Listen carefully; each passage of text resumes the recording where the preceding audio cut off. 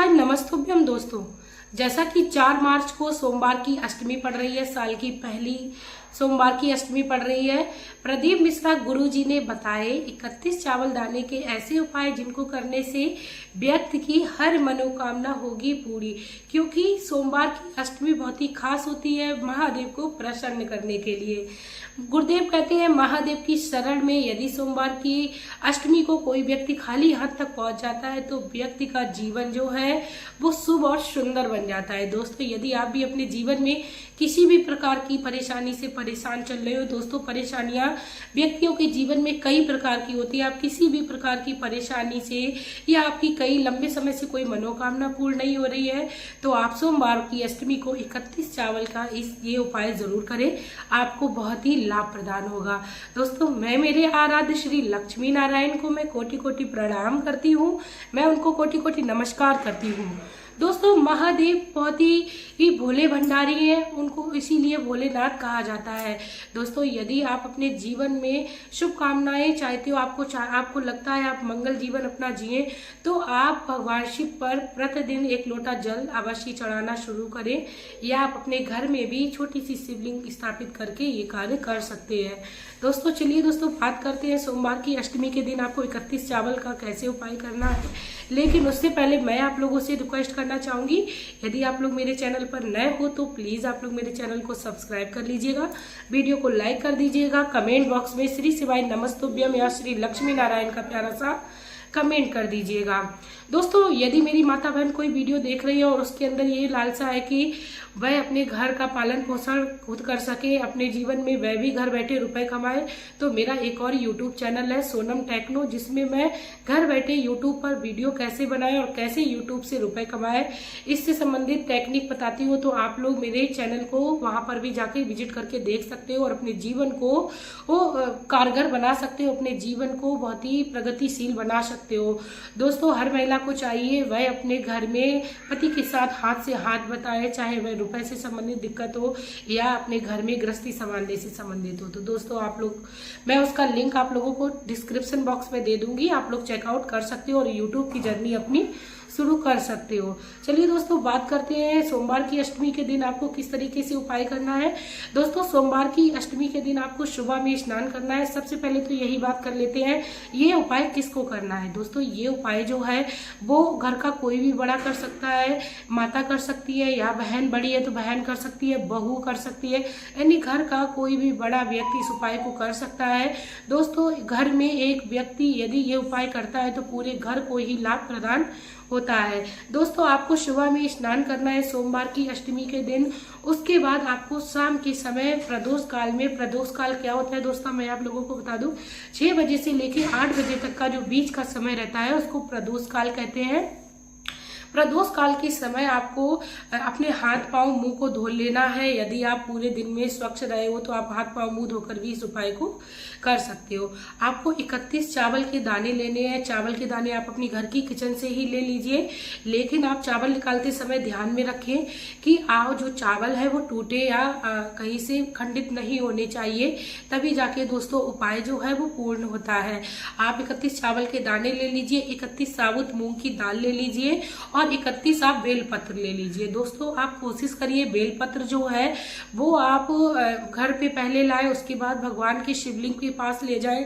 यदि आपके पास संभव नहीं है और आपको सोमवार की अष्टमी के दिन बेलपत्र नहीं मिल रही है तो ऐसे में बिल्कुल भी आपको परेशान नहीं होना है। किसी भी शिवालय में आप चले जाएं, भगवान शिव पर चढ़ी हुई बेलपत्र को उठा सकते हैं और उसके बाद अपने घर में ले आए और आप उसको दोबारा से धोकर भगवान शिवलिंग को चढ़ा सकते हैं। यदि आपके घर के पास से मंदिर दूर है तब भी आप जब भी शिवलिंग से बेलपत्र को उठाएं तो पहले आप मंदिर से निकल आइए 31 बेलपत्र को उठा के और उसको घर मंदिर के पास लगे हुए नल से आप उसे धो लीजिए और फिर से आप मंदिर में प्रवेश करिए, जिससे आपको पूर्ण फल की बेलपत्र की प्राप्ति होगी। उसके बाद दोस्तों आप लोगों को क्या करना है, तीनों चीजों को आपको एक प्लेट में रख लेना है। आप अपने साथ जो भी पूजन की सामग्री ले जाना चाहे, जल या चंदन इत्यादि वो भी ले जा सकते हो। और उसके बाद दोस्तों आपको क्या करना है, भगवान श्री शिवलिंग के पास आपको पहुंच जाना है।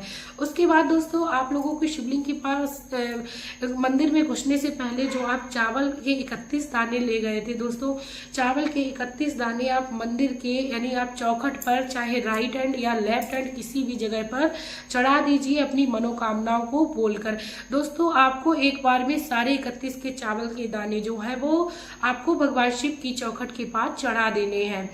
उसके बाद दोस्तों आप भगवान श्री शिवलिंग के पास पहुंच जाइए। आपके पास जो 31 मूंग के दाने थे, जो मूंग की दाल साबुत आप ले गई थी हरी वाली, उसको आप भगवान श्री नंदी महाराज पर चढ़ा दीजिए। लेकिन उससे पहले यदि आप जल ले गई हो तो जल भगवान श्री भोलेनाथ को चढ़ा दीजिए। उसके बाद आप 31 मूंग के दाने नंदी महाराज का जो उठा हुआ पैर होता है उसके ऊपर समर्पित कर दीजिए अपनी मनोकामना को बोलते हुए। दोस्तों आप जो बाद में आपके पास 31 बेलपत्र रह गई थी, आपको उसको कैसे चढ़ाना है बहुत ही ध्यान से सुनिए। दोस्तों आप उन 31 बेलपत्र पे यदि संभव हो जाए तो एक चंदन का बीच वाले पत्ते पर ओम बना लीजिए, नहीं तो आप उस पर टीका एक पीले चंदन का भी कर सकते हो।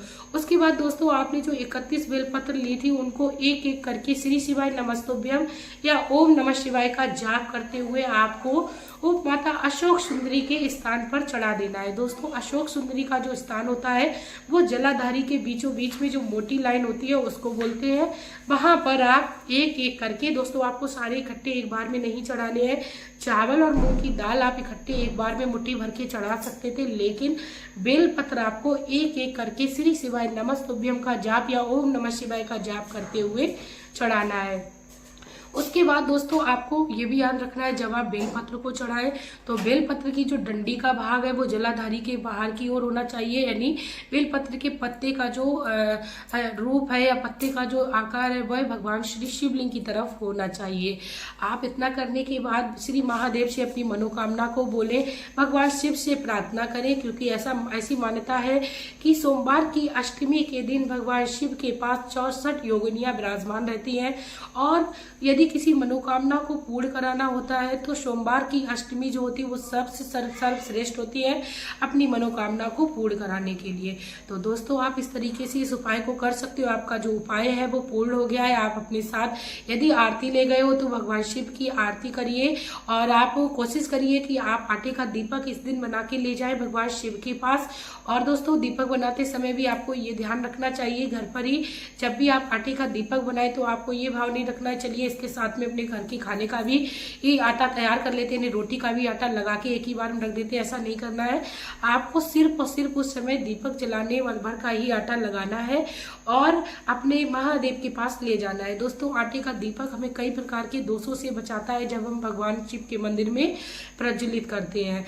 उसके बाद दोस्तों आपको ये भी उस दिन याद रखना चाहिए, जब भी आप दीपक जलाएं तो शुद्ध देशी घी का जलाएं, या आपके पास गाय का घी का दीपक है तो आप उसको प्रज्वलित करें। और दोस्तों दीपक जब भी आप आटे का रखें तो आपको डायरेक्ट जमीन में नहीं रखना है, आप अपने साथ थोड़े से चाहे तो चावल के दाने ले जा सकते हैं। यदि आपके पास पुष्प है तो कुछ पुष्प की पंखुड़ी तोड़कर आप उस दीपक को वहां पर रख दीजिए। आपको ये भी याद रखना है, आप जो उसमें बाती का प्रयोग करें तो उसमें गोल बाती का प्रयोग करें, क्योंकि भगवान शिव के पास या किसी देवता के पास जब हम ज्योति को प्रज्वलित करते हैं तो हमें गोल बाती का दीपक जो है वो बनाना चाहिए, क्योंकि लंबी बाती का दीपक किसी भी देवी को प्रसन्न करने के लिए हमें जलाना होता है। दोस्तों कहते हैं कि भगवान शिव की शरण में यदि कोई शिव भक्त पहुंच भी जाता है, भगवान शिव उसका बेड़ा तुरंत ही पार कर देते हैं। तो दोस्तों ये तो बहुत ही खास दिन है और भगवान को मनाने के लिए, भगवान को रिझाने के लिए। दोस्तों यदि आप लोगों को मेरी ये जानकारी अच्छी लगी हो तो प्लीज आप लोग मेरी इस वीडियो को शेयर कर दीजिए, क्योंकि आपका एक शेयर मात्र भगवान शिव के प्रचार और प्रसार को करेगा और आपके जीवन में भी भगवान शिव की कृपा प्राप्त हो जाएगी। क्योंकि महादेव कहते हैं जो व्यक्ति भगवान का प्रचार और प्रसार करता है उसका जीवन परम सुखमय हो जाता है, साथ में उसकी बुद्धि और विवेक में एक बढ़ोतरी होती है। दोस्तों यदि आप भी अपने जीवन में बुद्धि और विवेक की बढ़ोतरी करना चाहते हो तो महादेव के इस इस वीडियो को आप लोग शेयर करिए। साथ में आप लोगों को अपने जीवन में शुभ कर्मों को करना है, ऐसा नहीं करना है पूजा पाठ बहुत कर रहे हैं लेकिन आपके अंदर दया और बिल्कुल भी लोगों के प्रति जब प्रेम नहीं है, तो ऐसा आपको बिल्कुल नहीं करना है। लोगों को आपको समझना चाहिए, भाई गरीब हो चाहे अमीर हो, सबको आप एक समान समझें और प्रभु भक्ति में लीन रहिए। इसी के साथ दोस्तों मिलते हैं नई वीडियो में नई जानकारी के साथ। तब तक के लिए हंसते रहिए, मुस्कुराते रहिए। आपका प्यार और कीमती समय देने के लिए धन्यवाद।